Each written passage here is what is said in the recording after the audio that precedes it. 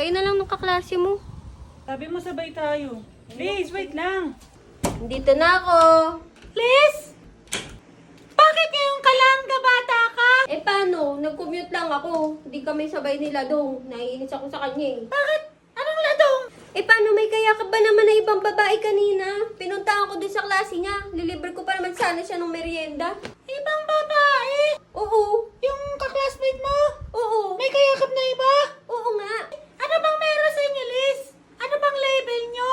Ano bang meron sa inyo, Liz? Wala. Kayo ba? Hindi nga, may.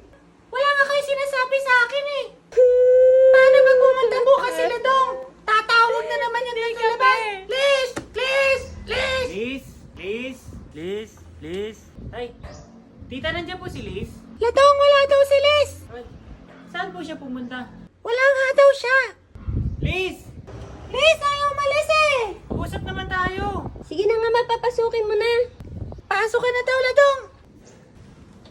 Ay, magandang umaga po, tita. Magandang umaga din, Ladong. Kayo muna dyan ah. Liz, O, ba't nandito ka pa? magsasorry sana ako, Liz, kahapon. Alin, yung Yung niyakas kinis ka? ako ng kaklase ko.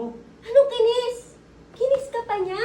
Hindi, Liz. Sino ba yun? Wala, kaklase ko lang yun. Nakapartner ko lang yun sa badminton. Eh. May sasabihin sana ako sa'yo eh. Ano? Eh, manliligaw na sana ako sa'yo, Liz.